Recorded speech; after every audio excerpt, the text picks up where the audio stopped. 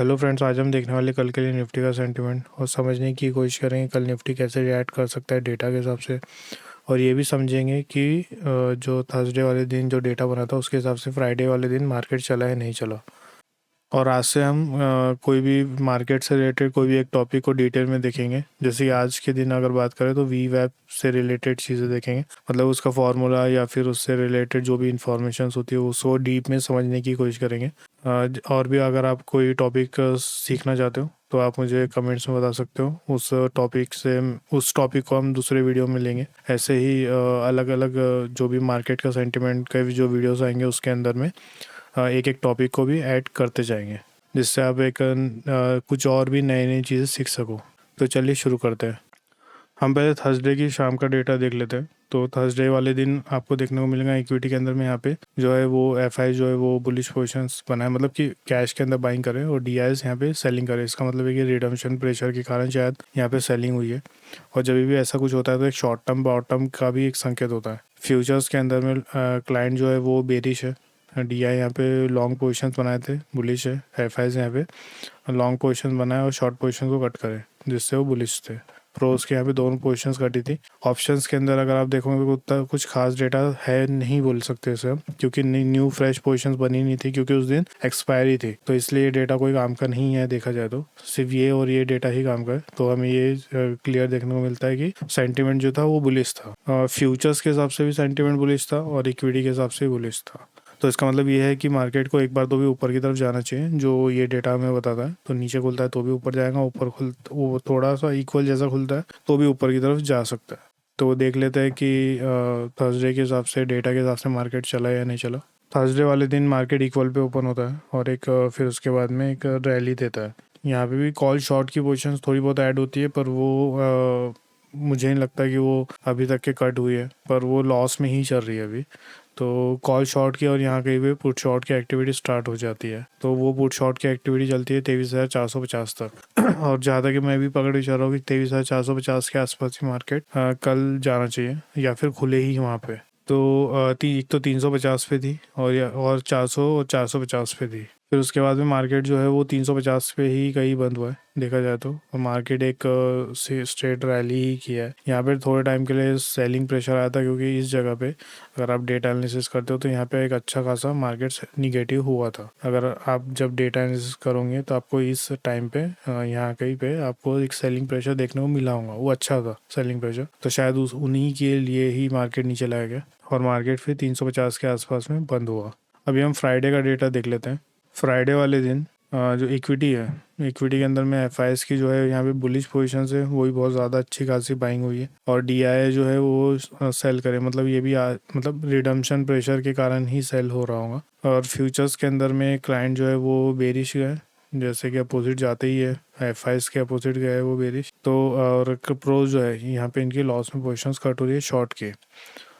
तो देखा जाए तो मार्केट फ्यूचर्स की शॉर्ट कवरिंग से नहीं गया है, ज़्यादा कैश बाइंग से गया है। एफ की जो कैश बाइंग हुई है उसके कारण ज़्यादा अच्छा गया है ऊपर की तरफ।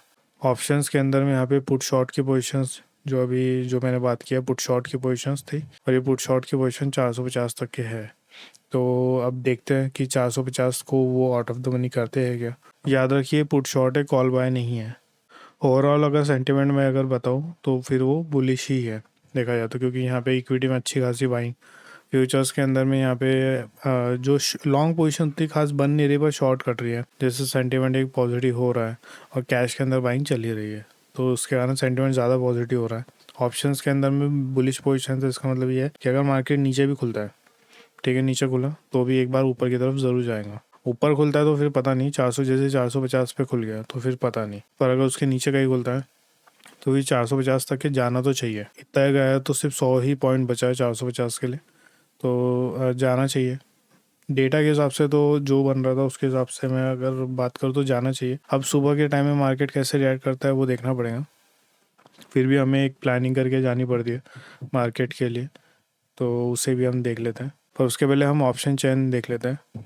ऑप्शन चेन के अंदर में यहाँ पे अगर आप देखोगे तो कॉन्ट्रैक्ट कट हो रहे हैं और यहाँ पे भी कॉन्ट्रैक्ट कट है, मतलब कि जो 23,500 है उधर में ओपन इंटरेस्ट कट है। तो इसका मतलब ये है कि उसके आने के चांसेस फिर बढ़ जाते हैं। और यहाँ पे वॉल्यूम के साथ में यहाँ पे कॉन्ट्रैक्ट है, तो इसका मतलब है कि एक्टिविटी तो हो रही थी इस जगह पे 23,500 पे, तो आ भी सकता है 23,500। और मेरे डेटा में मेरे को 450 की एक्टिविटी दिखी, तो 450 तक के आना चाहिए।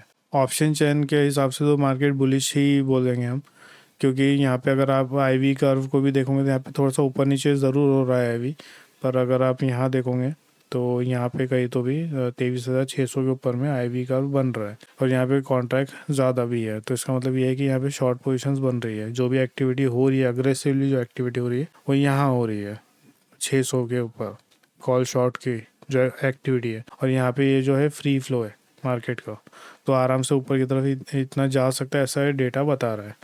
जाएगा या नहीं जाएगा वो हम लाइव मार्केट में हमें पता चलेगा। पुट का भी रेट डेटा जो है आईवी का वो मिक्सअप है, तो इसलिए पुट की तरफ की आईवी तो नहीं, पर कॉल की तरफ की आईवी तो हमें यही बता रही है। और आईवी भी कम चल रही है, तो अगर मार्केट जाएगा तो डेरिवेटिव्स मार्केट से नहीं जा सकता, उसके लिए कैश में पैसा ज़रूर लगेगा। तो याद रखिए कि जब आईवी ज़्यादा रहती है तभी मार्केट के अंदर में बड़े मूव्स डेरिवेटिव्स मार्केट के ज़रिए आते हैं। अगर आईवी कम है और बड़े मूव्स लाना है तो उसके लिए आपको कैश की ज़रूरत पड़ेगी ही पड़ेगी, ठीक है। तो इसलिए बड़े प्लेयर को कैश में पैसा डालना पड़ेगा। तो अगर आपको लगता है कि एफ जो है वो और पैसा डालेंगे तो फिर आप 600 तक के और 550 500 तक के ऐसे बैठ सकते हो ट्रेड के लिए।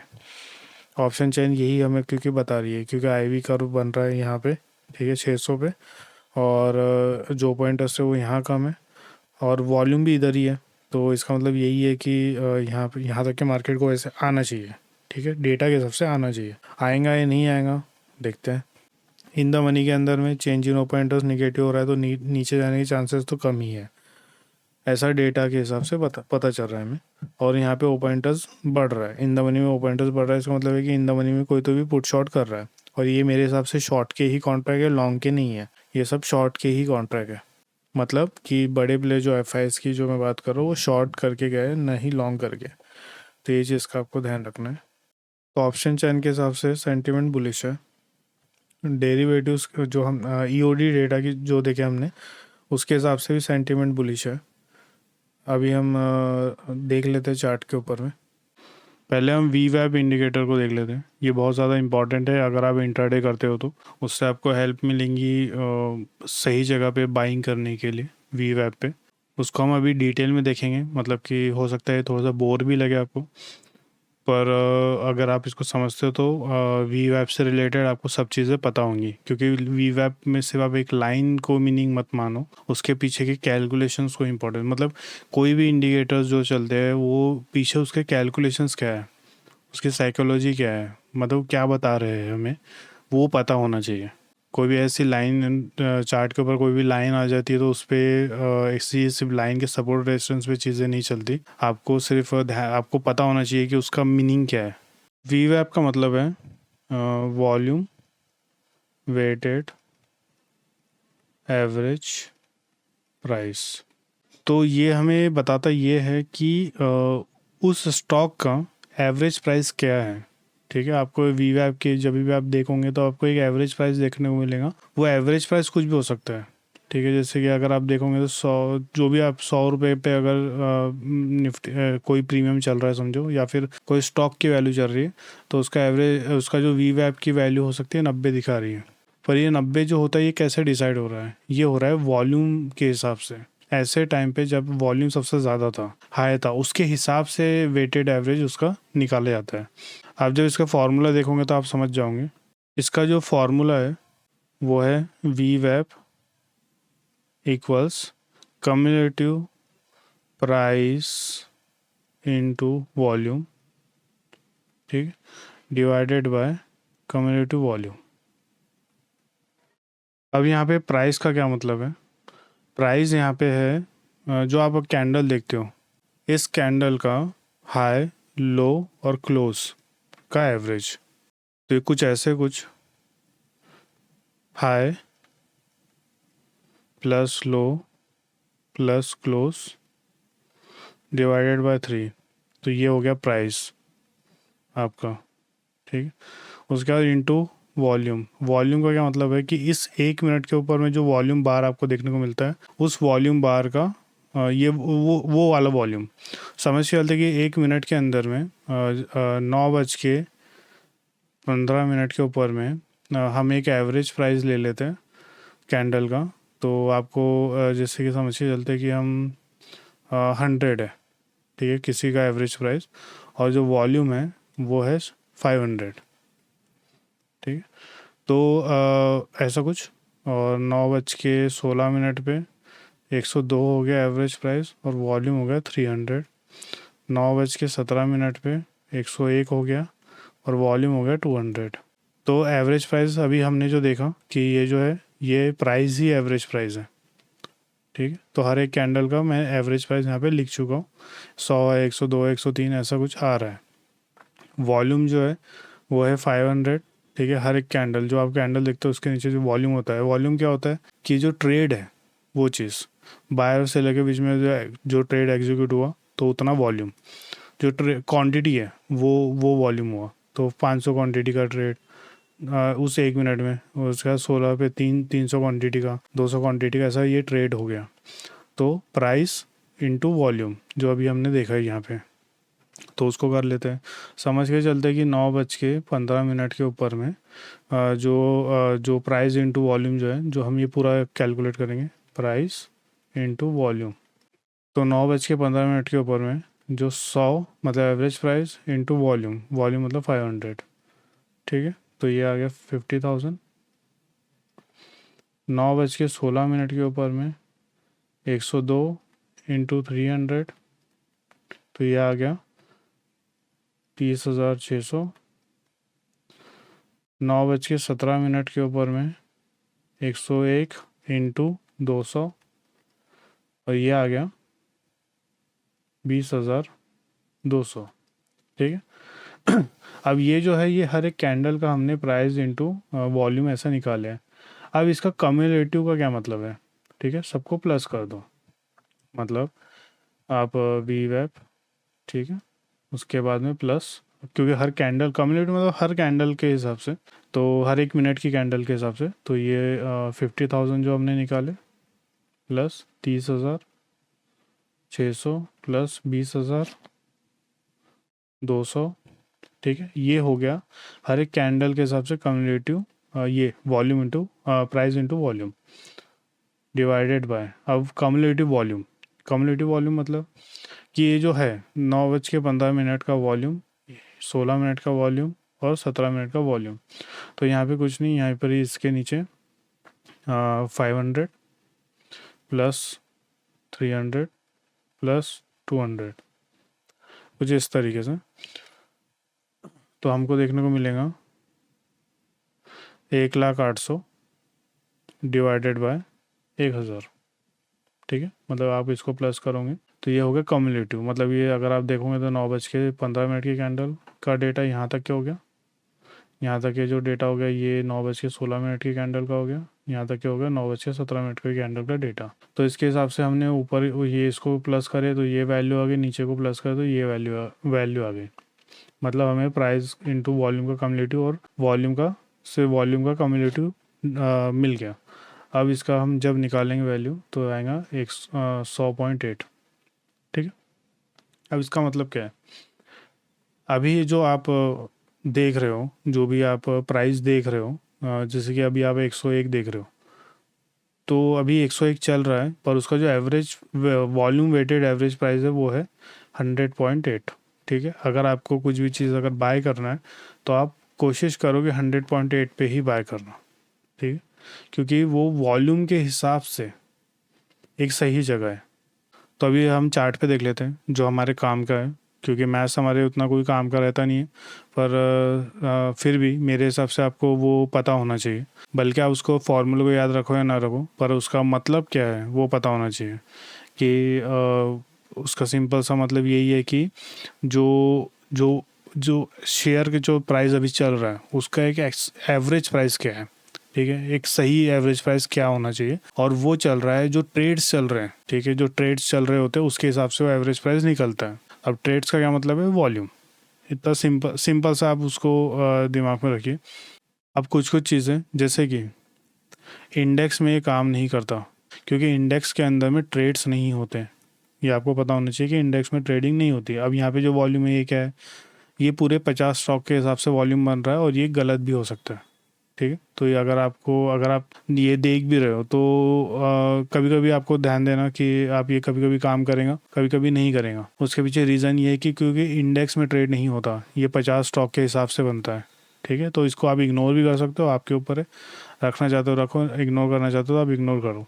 अब ये होगा किस में, ठीक है, तो जिसमें भी ट्रेड चल रहा है उसमें वो काम करेगा।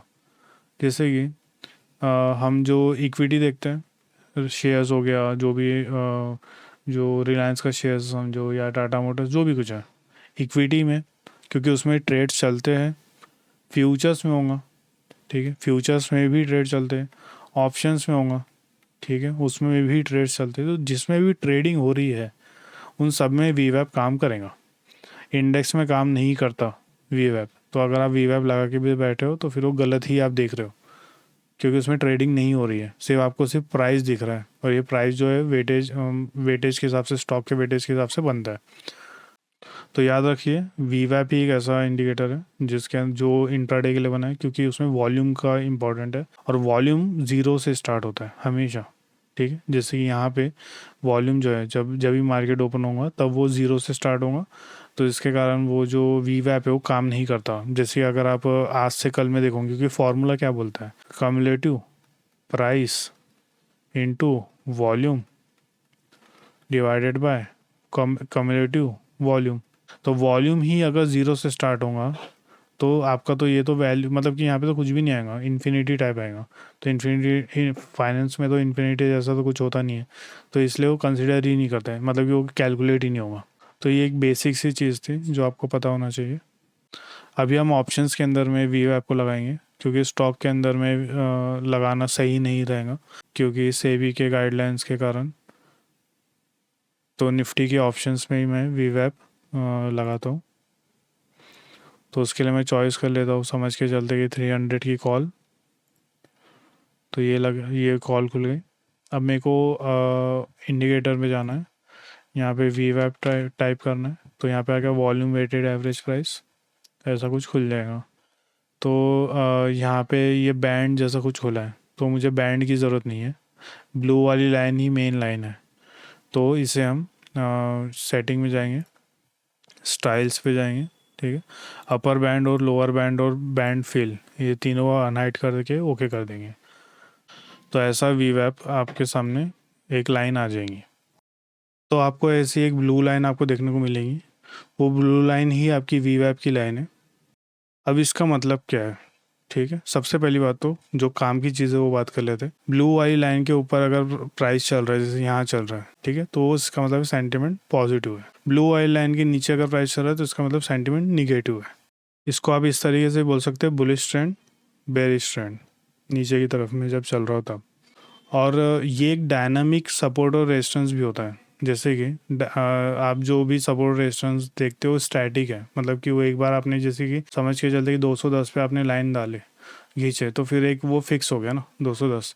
तो ये एक स्टैटिक सपोर्ट और रेजिस्टेंस हो गया। डायनामिक मतलब ये चेंज हो रहा है, जैसे कि यहाँ पे अगर आप देखोगे तो लाइन ऊपर ऊपर जा रही है, तो ये देखो सपोर्ट ले रहा है। तो ये जो है ये एक टाइप का डायनामिक सपोर्ट है। ठीक है, तो याद रखिए कि ये एक बहुत अच्छा इसलिए हो जाता है क्योंकि एक डायनामिक सपोर्ट और रेजिस्टेंस भी हमें बताता है।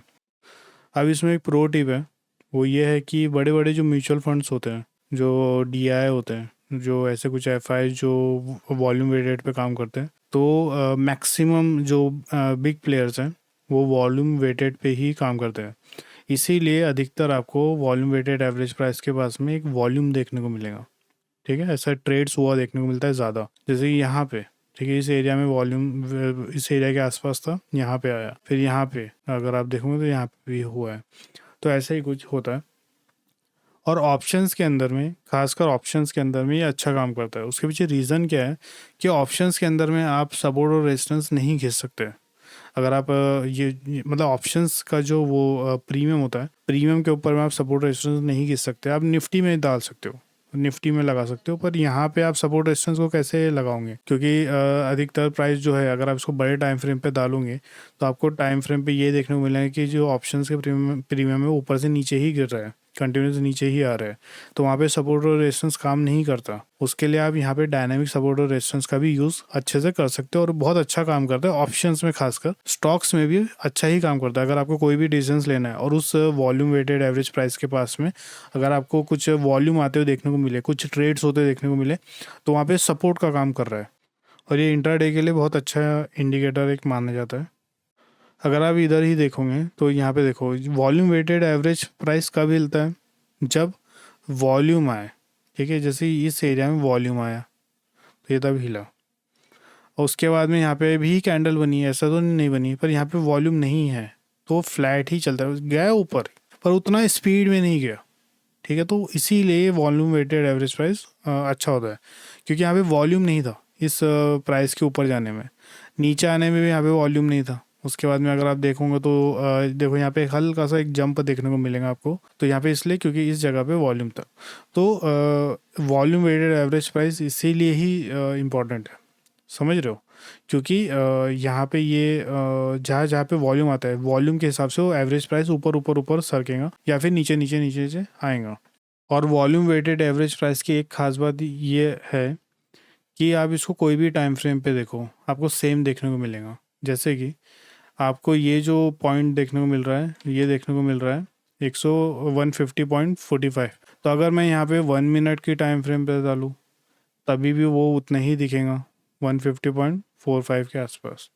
फिर उसके बाद में अगर मैं यहाँ पे 3 मिनट की कैंडल पे डालूँ तो भी मेरे को वही मिलेगा 150.45465 ऐसे कुछ है, तो उसके आसपास। अगर मैं इसको 5 मिनट पे भी डालूँ तो भी मेरे को वही देखने को मिलेगा। तो हमेशा ही, और इंडिकेटर का ऐसा नहीं है, इंडिकेटर 5 मिनट पे डालूंगे तो वो चेंज हो जाएंगे, फिर उसके बाद में 15 मिनट पे डालूंगे तो वो चेंज हो जाएंगे, 1 मिनट पे डालूंगे तो वो चेंज हो जाएंगे। तो इंडिकेटर के जो ये जो सपोर्ट रेजिस्टेंस होते हैं जो आप क्रॉस ओवर देखते हो वो सब चीज़ें चेंज होती रहती है, पर वॉल्यूम वेटेड एवरेज प्राइस में वो चीज़ें चेंज नहीं होती। बल्कि 1 मिनट पे देखो या 15 मिनट पे देखो, और एक चीज़ खास बात कि 1 डे से ऊपर आप नहीं जा सकते। जैसे कि अगर मैंने इसको 1 डे के ऊपर लेके गया तो काम ही नहीं करेगा, क्योंकि वॉल्यूम जो है हर रोज़ 0 से स्टार्ट होता है, तो इसलिए काम नहीं करेगा।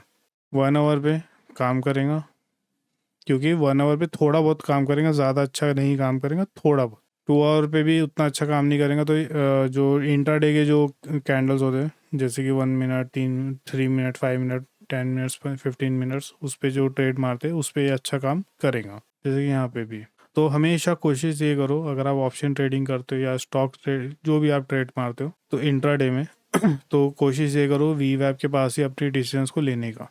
और कोशिश भी ये करो कि अगर वी वैप के ऊपर अगर प्राइस चल रहा है तो आपका जो प्राइस एक्शन का जो भी इंडिकेटर होगा या प्राइस एक्शन होगा तो ऊपर के ट्रेड से आपको मारना है, नीचे के ट्रेड को अवॉइड करो।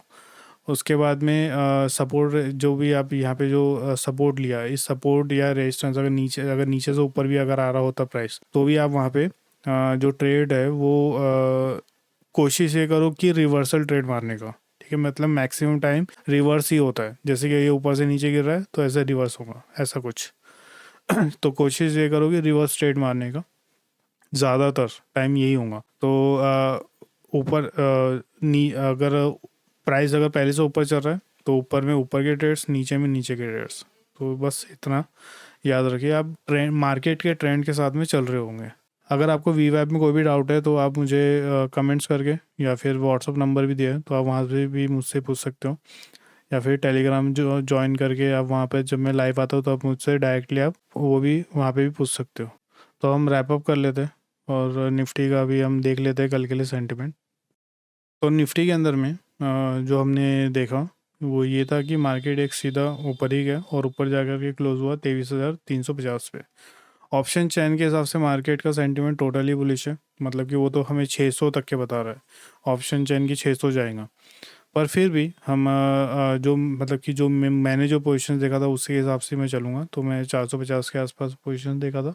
अगर 450 के ऊपर खुलता है मार्केट तो फिर समझ के चलो कि फिर अब वो आपके सेटअप के ऊपर है कि आपका सेटअप क्या बता रहा है। पर अगर ये नीचे खुलता है, इक्वल खुलता है या नीचे खुलता है, तो एक बार तो ही ऊपर की तरफ जाएगा।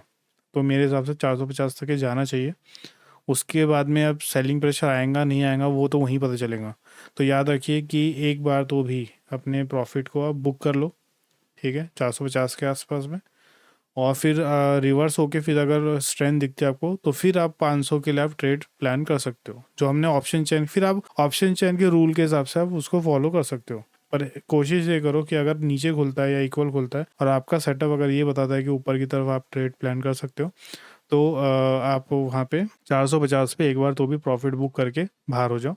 फिर वेट करो रिट्रेसमेंट का, और फिर उसके बाद में आप रिट्रेस करके अगर आपको स्ट्रेंथ लगती है तो फिर आप वहाँ पे री एंट्री लेके 500 तक के आप बैठ सकते हो, ठीक है। पर अगर 450 के पहले ही ऊपर खुल गया तो फिर मुझे नहीं पता, क्योंकि मैं डेटा बिल्डअप का वेट करता हूँ। तो डेटा जैसा भी बिल्डअप होगा उसके हिसाब से फिर डिसीजंस लिया जाएगा, ठीक है। नीचे का कोई व्यू नहीं है, ऊपर का ही व्यू है। नीचे का व्यू जो था बस वो यही था, तो वो एक बार आ चुका है मार्केट, तो फिर हम उसे इतना इम्पोर्टेंट नहीं देंगे। यहाँ पे भी थोड़ा बहुत बना था पर यहाँ पे ज़्यादा था, तो देखते हैं वो नीचे लाते हैं क्या, नीचे लाने के लिए भी। पर फिर भी पुट शॉर्ट की पोजीशन से तो एक बार मार्केट को ऊपर की तरफ में जाना तो चाहिए। 600 तक के तो ऑप्शन चेन तो कुछ ज़्यादा ही हमें 600 का लेवल दे रही है, पर वो ये लेवल तभी आएगा जब कैश के अंदर बाइंग हो। अब ये कैश के अंदर बाइंग कैसे दिखेंगी आपको, पूरे के पूरे स्टॉक जो है, मतलब मैक्सिमम स्टॉक जब आपको अगर पॉजिटिव देखने को मिले, जैसे 44-45 स्टॉक्स ऐसे आपको पॉजिटिव देखने को मिल रहा है निफ्टी के अंदर में, तो फिर आप समझ के चलो कि वहाँ पे कैश बाइंग हो रही होंगी, ठीक है। और ख़ास बात यह है कि रिलायंस और एचडीएफसी बैंक भी पॉजिटिव होना चाहिए। ऐसा ना हो कि 44 स्टॉक्स में रिलायंस और एचडीएफसी बैंक ना हो, ठीक है, नहीं तो फिर वो उतना अच्छा नहीं जा पाएगा। तो याद रखिए कि अगर मार्केट को ऊपर भी जाना है तो वो भी इतना 600 तक के जाना है तो कैश का तो सपोर्ट लगेगा, क्योंकि ऑप्शंस के अंदर में वो भीड़, मतलब कि वो एक्टिविटी नहीं है जैसे होनी चाहिए, समझ रहे हो। तो वो अगर एक्टिविटी मिसिंग है तो फिर वो जो जाएगा सिर्फ और सिर्फ कैश के जरिए जाएंगे, जैसे 2 दिन से जा रहा है। और फ्यूचर्स के ज़रिए भी आप देखोगे तो एक्टिविटी उसमें फ्यूचर्स में हो रही है और कैश में हो रही है। फ्यूचर्स के अंदर में भी एफआई जो है वहाँ पे बुलिश पोजिशंस बना रहे हैं, थोड़े बहुत बना रहे हैं, और शॉर्ट पोजिशंस कट कर रहे हैं। और न्यूज़ का भी इम्पैक्ट होने वाला है, अगर यूएस मतलब जो ट्रम्प है, अगर वो टैरिफ का अगर जो रहेगा इम्पैक्ट वो भी हो सकता है। तो ऐसा ना हो कि ये जो रैली आपको देखने को मिल रही है ये टैरिफ के कारण हो रही हो, मतलब ऊपर ला करके फिर से नीचे की तरफ ले जाने का ऐसा कुछ प्लान हो। अब ये तो हम सिर्फ एक अनुमान ही लगा सकते हैं, एक हाइपोथेसिस है जो दिमाग में चलते हैं। तो ठीक है, देखते हैं कल मार्केट कैसे रिएक्ट करता है।